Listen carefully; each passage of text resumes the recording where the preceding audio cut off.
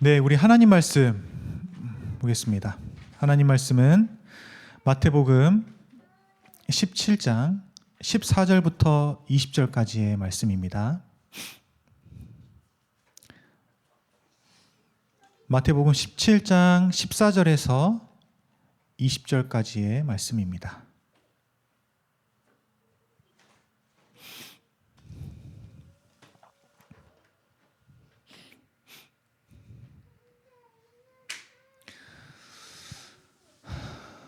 마태복음 17장 14절부터 20절까지의 말씀 우리 함께 합독하도록 하겠습니다. 시작.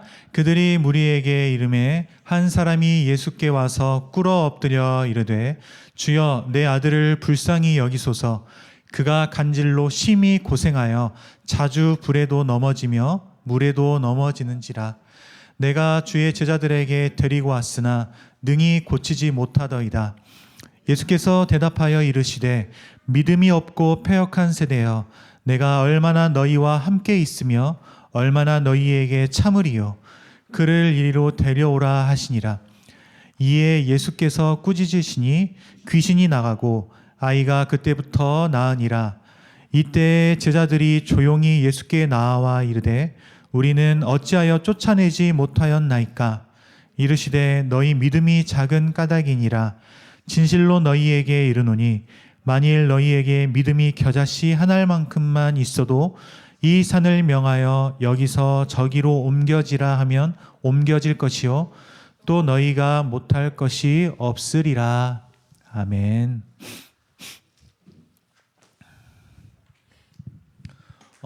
제 아내가 임신을 해서 배가 꽤 많이 나왔죠. 임산부입니다. 임신 중에는 생각보다 많은 임산부들이 턱 통증을 경험한다고 하더라고요. 저도 이번에 알았어요. 임신을 하게 되면 특별한 신체 변화 과정에서 호르몬이 변하고 또 스트레스나 자세 등 여러 가지 요인들 때문에 턱 관절이 영향을 받는다. 그렇게 이야기를 하더라고요. 서리를 임신했을 때는 턱이 아프다는 말을 제가 못 들어봤는데 둘째를 지금 임신하고는 턱 통증이 심해서 엄청 고생을 하고 있습니다. 음식을 먹을 때도 그렇고 양치를 할 때 이렇게 혀를 내밀면 턱이 관여한다네요. 저는 이번에 한 번도 생각을 못 해보다가 따라해 보니까 진짜 턱이 많이 벌어져야 되더라고요. 그리고 또 하품할 때도 이렇게 쉽게 이렇게 입을 벌리는 것들을 잘 못하는 것 같아요. 아프다는 소리를 진짜 잘 안 하거든요. 근데 턱이 아프고 그 통증이 머리까지 이제 이어진다고 그렇게 하더라고요. 그래서 아내는 저한테도 먼저 말을 했고 저도 알았고, 그리고 우리 더복 기도 제목을 냈잖아요. 저는 이제 아내를 가까이서 매일 보니까 그러니까 마음이 너무 아픈 거예요. 그래서 새벽에 늘 기도할 때면 저는 가장 먼저 이제 그러지 않을 때도 있는데 보통은 가장 먼저 아내부터 저는 기도를 시작을 한단 말이에요. 특별히 이제 또 턱이 아프다고 했으니까 아내를 위해 기도를 해요. 하나님께서 우리 아내의 턱을 만져주셔서 깨끗하게 해주시기를 그렇게 기도했습니다. 날마다 기도할 때 어제보다는 오늘이 더 괜찮아지기를 그렇게 하나님께 기도를 했어요. 그러다가 하루는 새벽에 기도를 하는데 사도행전 3장 말씀이 떠올랐습니다. 거기에 베드로와 요한이 성전에 올라가는데 그 성전 문에 앉은 나면서부터 걷지 못하는 자가 이제 구걸을 하고 있는 모습을 보는 거죠. 그래서 베드로가 말을 합니다. 우리가 흔히 잘 아는 말씀, 은과 금은 내게 없거니와 내게 있는 이것을 내게 주노니 나사렛 예수 이름으로 일어나 걸으라. 이 선포와 함께 오른손을 잡아 일으켰는데 발과 발목에 힘이 생겼다. 그리고 서기도 하고 뛰기도 하고 걷기도 하고 하나님을 찬송했다. 이 말씀이 제게 생각이 난 거예요. 이 사도행전 3장의 말씀이. 그래서 제가 기도했습니다. 기도하면서 이렇게 기도했어요. 예수님의 이름으로 턱 통증이 깨끗하게 될지어다. 이렇게 기도를 했습니다. 그리고 아내가 이제 서리를 등원시키고 난 이후에 저랑 이제 통화를 했어요. 제가 물었습니다. 턱이 좀 어때? 기대하는 마음으로. 아내가 뭐라 했을까요? 아, 신기하네. 오늘 정말로 턱이 좀 괜찮은 것 같은데? 어제보다 좀 나은 것 같아. 어떻게 된 거지? 혹시 기도했어? 이런 대답을 들었으면 제가 진짜 좋았을 것 같아요. 근데 이렇게 대답하더라고요. 똑같아. 아니, 더 아픈 것 같아. 이렇게 대답을 했습니다. 제가 이 말을 듣는데, 아, 난 병 고치는 은사가 없구나 라는 생각과 함께, 아, 내가 진짜 믿음이 없구나. 내가 진짜 믿었다면 우리 아내가 어제보다 괜찮아지지 않았을까? 이런 생각이 막 같이 생각이 되어지더라고요. 오늘 본문에 보면요, 예수님의 제자들이 저처럼 한 사람의 아들을 고치지 못하는 사건이 등장을 해요. 오늘 이 사건을 좀 살펴보려고 하거든요. 하루는 예수님께서 베드로와 야고보와 요한을 데리고 높은 산에 올라가셨습니다. 그 말은 무슨 말이냐면, 다른 제자들은 산 밑에 있었단 말이에요. 거기서 이제 뭐 어떤 일들이 있었고, 시간이 얼마 지나서 이제 예수님께서 그 세 제자들과 함께 산 밑으로 내려오셨습니다. 근데 산 밑에 한 무리가 있었던 거예요. 모여 있었어요. 그곳에, 그 무리가 있는 곳에 이르자 어떤 사람이 예수님께로 나아옵니다. 그리고 곧장 예수님 앞에서 엎드렸습니다. 그리고 간청하는 거예요. 주여, 내 아들을 불쌍히 여기소서. 아이가 간질로 고생하고 있는데 불에도 넘어지고 물에도 넘어집니다. 여기까지 말하면 좋았을 것 같아요. 근데 그 뒤에 한마디를 덧붙여요.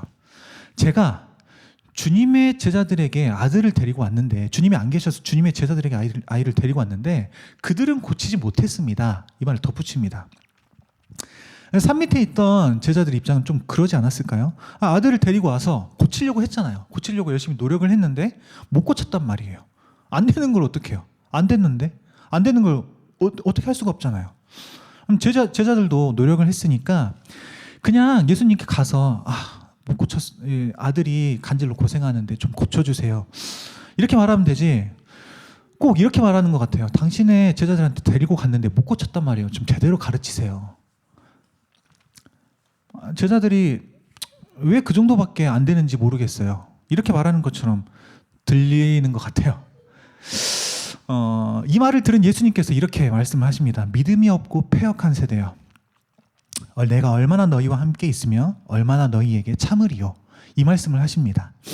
그리고 나서 그 아들을 데리고 오라고 하시고 이 아들을 고쳐줘요. 특별히 귀신을 쫓아냈다, 이렇게 기록을 하거든요. 그래서 제자들이 궁금했습니다. 예수님, 왜 예수님은 귀신을 쫓아냈는데 우리는 쫓아내지 못했습니까? 묻자 예수님이 말씀하십니다. 너희 믿음이 작은 까닭이야. 나아가 겨자씨 한 알만큼만 믿음이 있어도 이 산을 명하여서 여기서 저리로 옮겨지라고 하면 옮겨질 것이고 못할 것이 없을 거야. 예수님 말씀하시는 겁니다. 이게 오늘 본문의 내용이에요. 자, 그러면 오늘 본문을 한번 살펴보겠습니다. 산에서 예수님이 내려오셔요. 그런데 한 사람이 와서 꿇어 엎드렸습니다. 15절, 주여 내 아들을 불쌍히 여기소서. 지금 아들이 간질로 고생하는데 당신의 제자들은 능히 고치지 못하더이다. 그랬더니 예수님이 믿음이 없고 패역한 세대여, 내가 얼마나 너희와 함께 있으며 얼마나 너희에게 참으리요. 여기에서 여러분, 패역한 세대라고 할 때 패역하다라고 하는 말은 원어를 보면 왜곡하다라는 말이에요. 왜곡하다, 바른 길에서 벗어나다, 진리를 뒤틀리게 하다, 이런 의미를 가지고 있단 말이죠. 이 패역하다라는 말이, 패역하다는 것은 진리에서 벗어나서 뒤틀리고 왜곡된 상태를 가리켜요. 그러면 믿음이 없다라는 말을 아니까 믿음이 없고 패역한 세대는 누구를 가리키는 걸까? 간질로 고생하는 아들의 아버지가 제자들이 고치지 못한 것을 예수님께 일러 바친 것처럼 보이니까 일러 바쳤고, 그 이후에 책망하셔서 이 세대는 능력 없는 제자들을 책망하는 것이다라고 우리가 생각할 수 있습니다. 믿음이 없고 패역한 세대여라고 할 때 이 세대를 제자들이라고 우리가 생각할 수 있어요. 실제로 제자들이 못 고쳤잖아요. 그리고 20절에 보면 제자들에게 믿음이 작은 까닭이다라고 말씀을 진짜 하세요. 믿음이 작은 까닭이다. 그래서 제자들이 믿음이 없다는 책망에 책망에 대해서는 그 예수님의 책망에 대해서는 자유로울 수가 없을 것 같아요. 이 제자들은. 근데 만약에 패역하다라는 말이 이 책망이 제자들을 향한 책망이었다라고 한다면 너희들이 진리를 지금 왜곡시키고 있어. 진리를 뒤틀리게 하고 있어. 라는 책망을 이 제자들이 받았다면 아니 제자들은 아들을 고치지 못했다는 이유로 진리를 왜곡하는 게 되는 것이고 진리에서 벗어난 자들이 된다는 거죠. 예수님의 제자를 하는 게 좀 싫을 것 같아요. 예수님의 제자, 내가 이런 말까지 들으면서 내가 못하고 싶어서 못했나? 이런 말까지 들으면서 내가 예수님 제자 해야 되나? 병 못 고칠 수도 있잖아요. 어떻게 다 고쳐요? 그걸 가지고 믿음이 없다. 그래, 믿음이 없다는 거 인정할 수 있어. 근데 패역한 세대라고 하니까 진리를 왜곡한 자들이라고 해버리니까 차라리 병 고치는 일 안 하고 말지. 왜 굳이 해서 이런 말을 내가 꼭 들어야 할까? 라는 생각을 할 수도 있을 것 같아요. 여기서 예수님께서 책망하신 패역한 세대, 이 패역한 세대는 사실 제자들이 아니라 그 자리에 있었던 사람들 전체를 가리킨다고 생각을 해야 될 것 같아요. 그곳에는 무리들이 있었어요. 그리고 마가복음에 보면 서기관들도 있었다 이렇게 말을 합니다. 그들은 뭘 요구했냐면 그 무리들은 뭘 요구했냐면 표적을 요구했어요. 예수님을 요구한 게 아니라 그들의 요구사항은 표적이었습니다. 어떤 기적을 일으키나 보는 거예요. 그리고 그들은 뭘 했냐면 예수님을 시험했던 거예요. 서기관들, 바리새인들, 예수님을 계속 시험했거든요. 그래서 이들이 예수님을 시험하고 표적만 요구했다. 이게 지금 왜곡하다라는 겁니다. 그래서 믿음이 없고 패역한 세대는 제자들을 포함해서 그 자리에 있던 모두를 가리켰던 말이고 나아가 예수님 당시 그 모든 세대를 가리켰던 말이에요. 그러니까 제자들만의 국한된 말이 아니라 거기에 있는 모든 사람들을 가리켜서 예수님께서 지금 하신 말씀이다. 자, 그러면 이어지는 예수님의 말씀은 무슨 의미일까? 내가 얼마나 너희와 함께 있으며 얼마나 너희에게 참으리요 라고 말씀하시잖아요. 지금 어떤 상황이냐면 제자들은 믿음이 작아서 그 아들을 고치는 일에 실패했습니다. 그리고 무리들은 믿음은 요구하지 않고 표적만 요구했어요. 사실 지금 그 무리와 함께 있던 예수님은 누구냐면 믿음의 대상이에요. 그들은 믿음의 대상인 예수님이 눈앞에 있고 그 다음에 예수님께서 수많은 일하심을 직접 보고 경험했어요. 근데 그래도 믿지 않는 거죠. 그래도 믿음이 작고 그래도 믿지 않는 거예요. 계속해서 표적만 요구하는 거예요. 함께 있어도 믿지 않고 믿음이 없어서 계속해서 예수님께 표적만 요구하는데 그래서 예수님 말씀하시는 거예요. 야, 내가 지금 너희와 함께 있잖아. 너희와 지금 함께 있고 내가 옆에 있어도 믿지 않잖아. 도대체 언제까지 너희가 나를 믿지 않을래? 내가 언제까지 너희 옆에 있어야 너희가 도대체 나를 믿을래? 그러니까 쉽게 말하면 이거예요. 언제 믿을래? 이 말씀을 하시는 거예요. 이제는 좀 믿어야 되지 않겠니? 라는 말씀을 지금 하고 계시는 거예요. 그러니까 믿음이 없고 패역한 세대에게 예수님 지금 뭘 말씀하고 계시냐면 계속 믿음을 말씀하시는 거예요. 너희들이 믿음이 없구나. 너희들이 믿음은 중요하지 않고 계속 표적만 요구하구나. 야, 내가 지금 여기 있는데 언제 날 믿을래? 내가 언제까지 너희와 함께 있어야 되니? 이제는 날 좀 믿어주지 않을래? 믿음을 계속해서 말씀하고 계시는 거란 말이에요. 오늘 본문이. 그리고 난 이후에 예수님은 그 아들을 데리고 오라고 하시고 귀신을 쫓아내 주셔요. 여기서 한 가지 의아한 점이 있습니다. 본문의 흐름을 보면 이렇게 되거든요.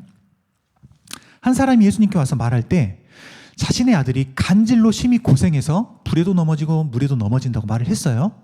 간질은 요즘 말로 말하면 뇌전증이잖아요. 뇌전증이에요. 뇌에 문제가 생긴 거예요. 갑자기 의식을 잃거나 거품을 물거나 뭐 발작을 하거나 이런단 말이에요. 예수님께서 그 간질로 인해서 고생한다는 그 아들을 데려오라고 하시고는 귀신을 쫓아냈다라고 말을 하는 거죠. 귀신을 쫓아내요. 그러면 우리가 이제 이 말씀을 보면 그러면 간질이라고 하는 뇌전증이라고 하는 게 귀신 때문에 그런 걸까? 간질은 모두 귀신 들린 사람일까? 라고 생각을 할 수가 있단 말이에요. 근데 마가복음에 보면 그렇지 않다는 것이 나와요. 마가복음 병행 구절, 마가복음에서 그 병행 구절을 보면, 오늘 똑같은 사건을 기록하고 있는 그 구절을 보면 간질이라는 말이 안 나옵니다. 간질이라는 말은 안 나오고 아들이 귀신 때문에 거품을 뭅니다. 그리고 귀신 때문에 이를 갈고요, 파리해지고 있어요. 이렇게 기록하고 있단 말이에요. 그리고 마태복음 4장에 보면요, 귀신 들린 자도 말하고 간질하는 자도 말해요. 그러니까 이 귀신 들린 자와 간질하는 자를 구분해서 언급을 하고 있단 말이에요. 그러니까 귀신 들려서 간질의 증상이 나온다, 간질은 모두가 귀신 때문이다라는 것을 말하고 있는 게 아닌 거죠. 이 간질로 인해서 고생하는 아들이다라고 오늘 본문이 말을 하는데, 왜 이렇게 말했을까?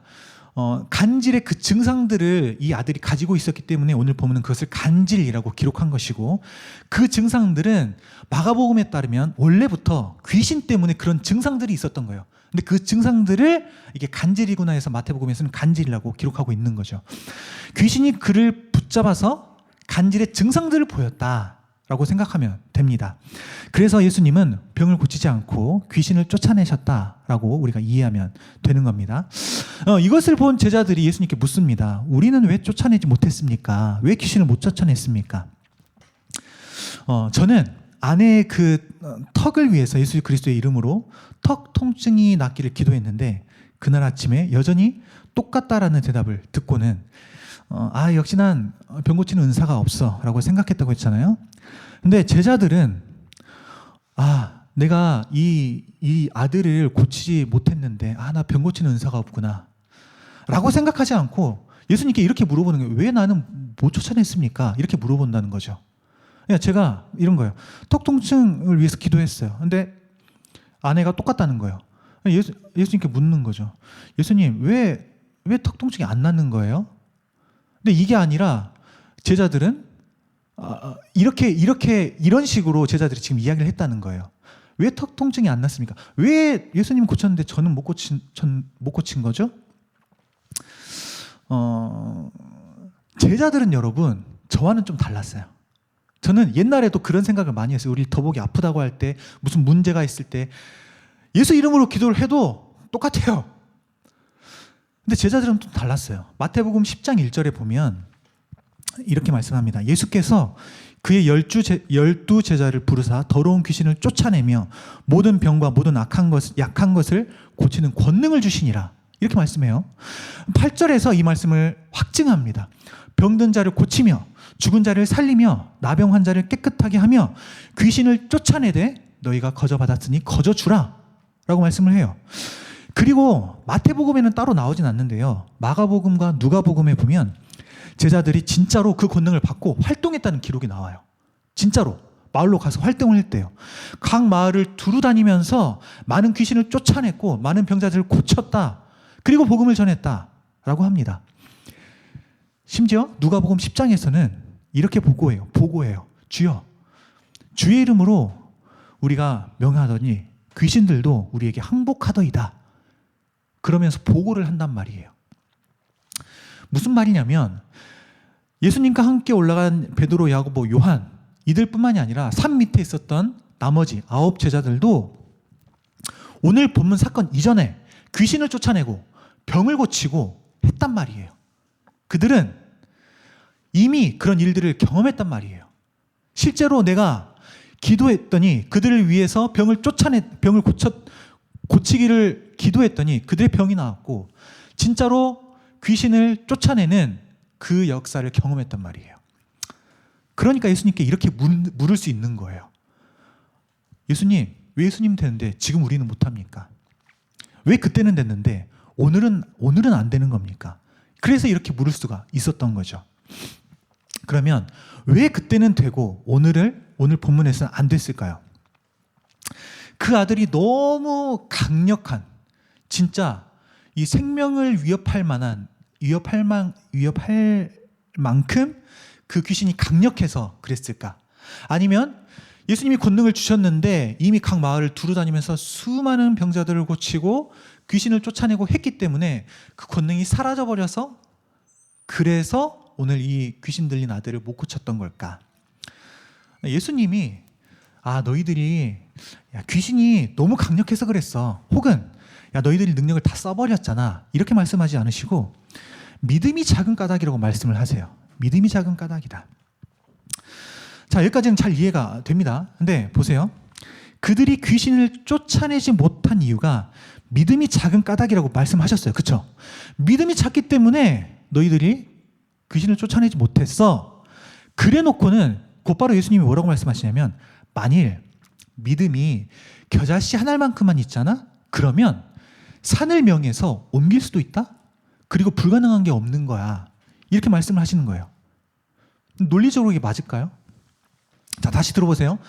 너희 믿음이 작은 까닭에 아들을 고치지 못했어. 근데 사실은 작은 믿음이면 능치 못할 일이 없어. 말이 안 맞잖아요.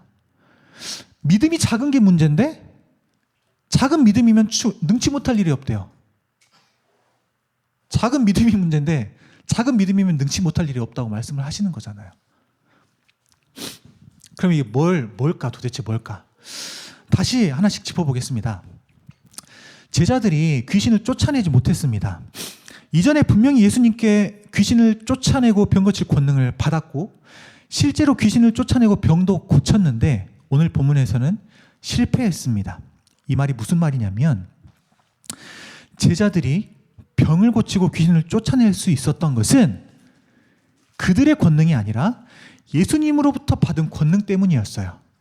그들이 권능을 가지고 원래부터 있어서 그들이 그 일을 행했던 것이 아니라 예수님께로 받았기 때문에 그 권능을 행할 수 있었단 말입니다. 그러니까 이 말은 무슨 말이냐면 모든 권능은, 이들이 행한 모든 권능은, 그 권능의 주체는 누구냐면 제자들 자신이 아니라 예수님이었단 말이에요.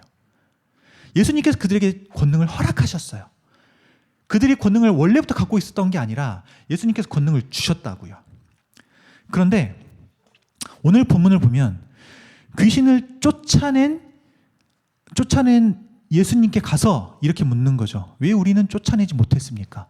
당신은 쫓아냈는데 왜 저희는 못 쫓아냈습니까? 그리고 예수님이 그들을 향해서 믿음이 작은 까닭이라고 말했어요. 이게 무슨 말이냐면 그들은 병을 고치고 귀신을 쫓아낼 권능을 주신 예수님과 그 권능을 행하실 하나님을 전적으로 의지하지 않았단 말이 되는 거예요. 내 경험을 의지했단 말이에요.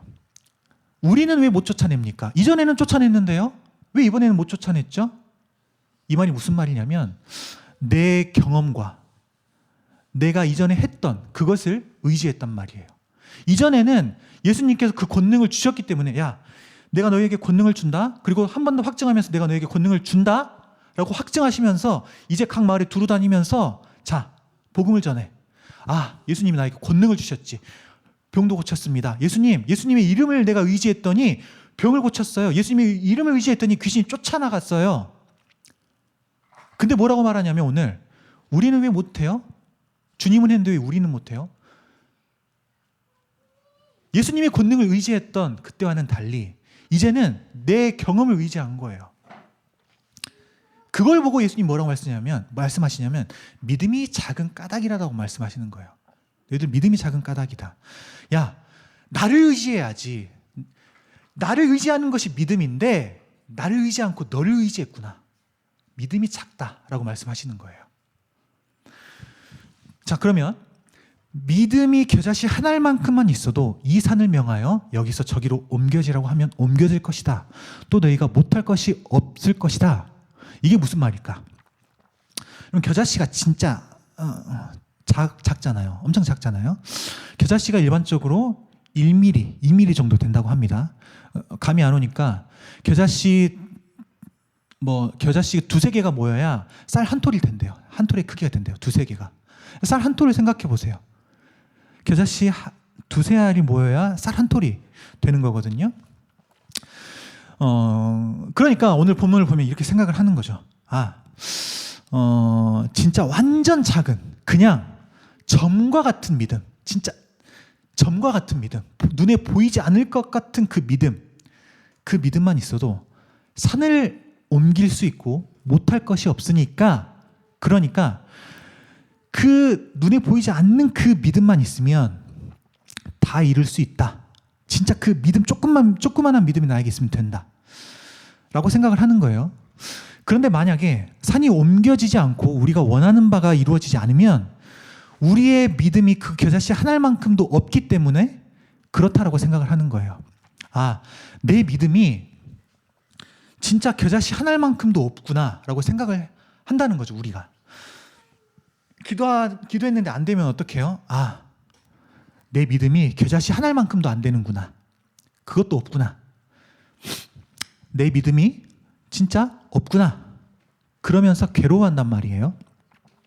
자, 그랬잖아요. 기도했는데 여전히 턱 통증이 그대로인 아내의 대답을 듣고 내가 믿음이 없구나 이렇게 생각을 했단 말이죠. 보통 그렇잖아요. 기도했는데 안 되면 겨자씨 하나만큼의 믿음도 내가 없구나. 자, 여러분, 그러면 물어볼게요. 여러분은 산을 옮긴 사람을 봤습니까? 기도해서 산을 옮길 사람을 봤습니까? 혹은 우리가 생각하는 사람 중에 기도의 사람이다라고 해서 이 사람이 기도하면 진짜 산을 옮길 수 있겠다라고 생각을 하십니까? 산이 진짜 옮겨질까요? 제주도에 있는, 광주에 있는 무등산이 갑자기 서울로 오는 거죠. 기도했더니.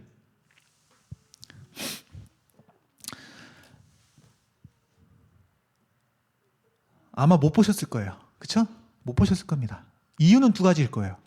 아직 그렇게 기도를 한 사람을 못 봤거나 아니면 우리 주변에 모든 사람들이 겨자씨만한 믿음도 없는 겁니다. 여러분, 기도한다고 산 안 옮겨져요. 절대 안 옮겨집니다. 산을 명해서 옮겨지라고 하면 옮겨질 것이다. 안 옮겨지는데요? 이 의미가 뭐냐면 진짜 그렇게 된다는 말이 아니에요. 이건 히브리적 과장법입니다. 히브리적 과장법. 무슨 말이냐면 하나님 뜻 안에서 불가능한 것도 이루어질 것이다 라는 말을 지금 이렇게 과장하고 있는 거예요.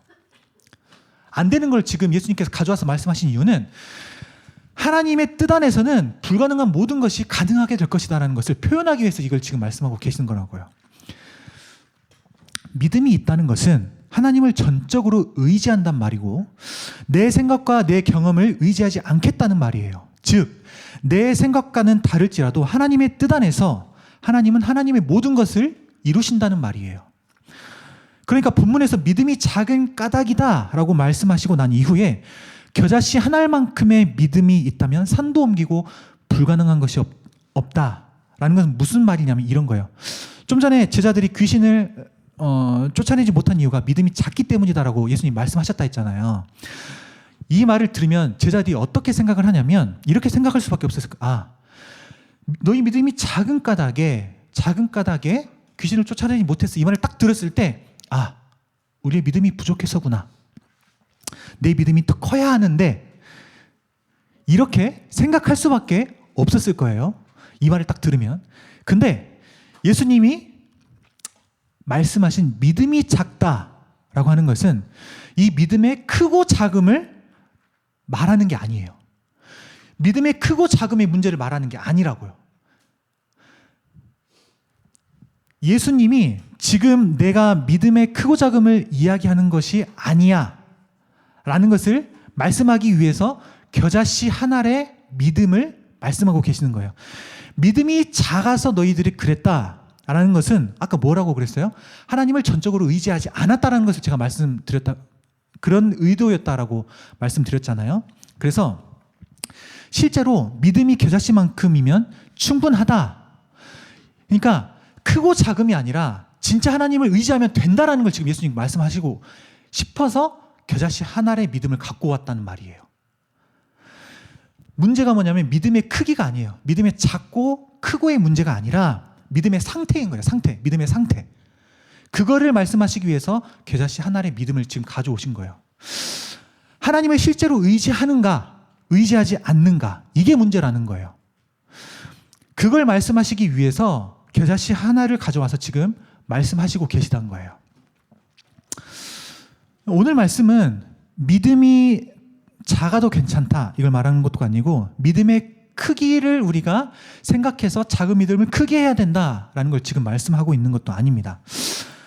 제자들은 믿음이 작아서 귀신을 못 쫓아낸 것도 아니고 믿음이 컸다면 귀신을 더 잘 쫓아냈을 것이라는 것을 말하고 있는 게 아니에요. 실상은 믿음이 작으니까 너희들이 못 쫓아냈고 믿음이 크니까 쫓아낼 수 있다. 예수님이 본질적으로 근본적으로 그걸 말씀하고 있는 게 아니라고요. 하나님을 의지하지 않았기 때문에 귀신을 쫓아내지 못했다는 걸 지금 말씀하고 계시는 거라고요. 너희들이 믿음이 작다라는 것은 하나님을 진짜 의지하지 않았어 라는 걸 지금 말씀하고 있다는 거예요. 만약에 하나님을 진짜 의지했다면 다른 말로 예수님께서 하신 말씀으로 바꿔 말하면 겨자씨 한 알만큼의 믿음이 있다면, 이걸 다른 말로 바꿔 말하면 하나님을 진짜 그랬다면 귀신을 쫓아낼 수 있었을 거예요. 이 말씀을 하고 있단 말이에요. 제자들은 자기 경험을 의지했어요. 그리고 하나님을 의지하지 않았어요. 그렇기 때문에 귀신을 못 쫓아냈습니다. 그리고 예수님이 이거를 가리켜서 믿음이 작다라고 말씀하신 거예요. 하나님을 진짜 의지하지 않았다. 진짜 의지하지 않았기 때문에 귀신을 못 쫓아냈다. 그런데 진짜 의지하냐? 너희들이 진짜 의지를 하면 그러면 귀신을 쫓아낸다. 이걸 말씀하고 싶으셨던 거라고요. 이게 겨자씨 한 알의 믿음이라고요. 겨자씨 하나는 뭐예요? 그러니까 하나님을 진짜 의지하는 것. 앞에서 믿음이 작다는 말은 하나님 진짜 의지하지 않았다는 것. 이걸 지금 말씀하고 계시는 거예요. 제자들이 귀신을 쫓아낼 수 있는 것은 그들의 능력이 아니라 하나님의 능력 때문이었어요. 하나님의 능력, 그 능력을 의지해야만 귀신을 쫓아낼 수 있었습니다. 하나님을 진짜 의지하는 것, 이게 겨자씨 한 알의 믿음이다 라고 오늘 본문은 지금 이야기하고 있는 겁니다. 그리고 진짜 이 믿음이 있으면 하나님을 의지하는 그 믿음이 있으면 하나님께서 하나님의 뜻 안에서 모든 일을 이루어 가십니다. 여러분, 하나님을 의지한다는 게 무슨 말이에요? 그거는 하나님을 의지합니다라고 하는 것은 내 생각과 안 되더라도 하나님을 내가 붙잡겠습니다라는 고백이에요. 하나님을 의지하겠습니다라고 하는 것은 하나님 내가 의지하니까 내 뜻대로 되게 해주세요 이게 아니라 하나님을 의지한단 말은 내 뜻대로 안 돼도 그래도 내가 하나님을 붙잡을게요. 이게 의지한단 말이라고요. 그래서 기도대로 안 돼요. 그래서 의심도 돼요. 의심도 할 수 있어요. 그런데 그래도 내가 하나님을 의지하겠습니다 라고 하는 게 겨자씨 한 알의 믿음이라고요. 그래서 저도 하나님을 의지하기로 했습니다. 나에게는 병 고치는 은사가 없구나. 제가 실망하지 않을 이유를 깨달았어요. 나는 단지 예수님의 이름으로 하나님을 의지하며 기도할 뿐이에요. 저의 고백은 하나님을 의지하겠다는 고백일 뿐이에요. 그리고 그 기도가 이루어지는 것인가, 이루어지지 않는 것인가, 그거는 하나님께 맡기는 거예요. 하나님을 의지한다는 말이죠. 바꿔 말하면. 하나님 뜻 안에서 하나님께서 이루시면 이루시고 그게 아니면 더 좋은 뜻이 있겠지. 이렇게 하나님을 의지하기로 저는 생각을 했습니다. 그래서 예수님의 이름으로 여전히 기도를 합니다. 물론 좀 좋아져서 어제도 그렇고 좋아졌다고 말을 하는데 병을 고쳐주시는 분은 하나님이시기 때문에 예수님의 이름으로 저는 기도할 뿐 그렇든 고치시든 고치시지 않든 더 좋은 방법으로 하나님께서 우리를 모든 것을 선하게 이끌어 가신다. 그 하나님을 내가 믿겠습니다. 그 하나님을 의지하겠습니다 라는 고백을 제가 하게 됐습니다. 이게 겨자씨 한 알의 믿음이 아닐까라는 생각을 해봅니다.